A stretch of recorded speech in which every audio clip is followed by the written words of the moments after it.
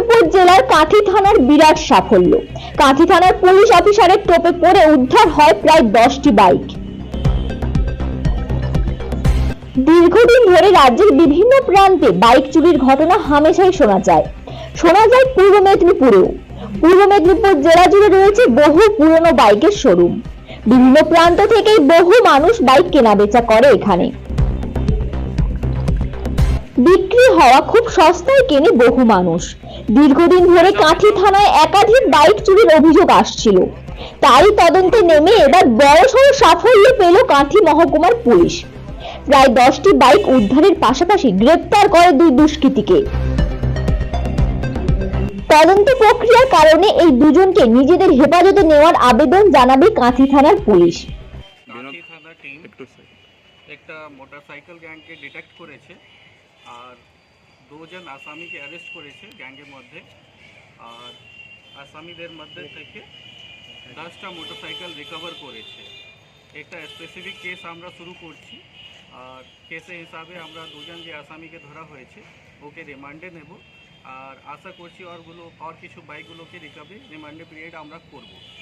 ওরা কনফেস করেছে যে ওর কাছে কিছু আর স্টোলেন বাইক আছে যে ওরা আলাদা আলাদা জেলা থেকে স্টোল করেছে। ওই জেলার মধ্যে হুগলি, পশ্চিম মেদিনীপুর, হাওড়া জেলা আছে। সেখান থেকে ওরা বাইককে চুরি করার পরে এখানে বিক্রি করার চেষ্টা করেছিল। সেই টাইম ওকে ধরা হয়েছে আর একটা স্পেসিফিক কেস করা হয়েছে। আশা করছি আর কিছু বাইক আমরা রিকভারি করব আর গ্যাংকে আলাদা আর যে মেম্বার আছে ওকে অ্যারেস্ট করব। থ্যাংক ইউ, ধন্যবাদ। দাদা, এই গাড়িগুলো স্যার কি বাইরে কোথাও কি পাচার করার উদ্দেশ্য, যেটা অন্তরাজ্য পাচার চক্র, যেটা উড়িষ্যা বর্ডার এগুলো রয়েছে, এর কোনো লিঙ্ক পাওয়া যাচ্ছে? আমরা তদন্ত মধ্যে দেখব, লেকিন এখনই পর্যন্ত যেটা পাওয়া যাচ্ছে ও এখান রামনগর এলাকাতে বেশি বিক্রি করার চেষ্টা করেছে। মালিকদের হাতে কি তুলে দেওয়া হবে আজকে বাইকগুলো? আমরা আগে ভেরিফাই করব, ভেরিফাই করার পরে যে প্রসেসগুলো আছে, যে লিগ্যাল প্রসেস আছে সেটা ইনশিওর করে আমরা বাইকগুলো ফেরাবো। মোবাইল ফেরত দিতে হামেশা দেখা যাচ্ছে, কিন্তু বাইক একটা বড়সড় সাফল্য পুলিশের। তো এর পেছনে কি আন্তর্রাজ্য চক্র আছে বলে মনে হচ্ছে? আমরা তদন্তের মধ্যে দেখব, যদি এরকম কিছু থাকবে আমরা ওই হিসাবে আর অ্যাকশন নেব। বিভিন্ন জায়গায় স্যার দেখা যায়, যেটা স্বাস্থ্য কেন্দ্রে বিভিন্ন জায়গায় সিসি ক্যামেরা থাকার সত্ত্বেও বিভিন্ন জায়গায় ওগুলোকে ওরা চুরি করে নিয়ে আসে। সেটা কিভাবে করছে, ওরা কিছু মুখ খুলেছে এ ব্যাপারে?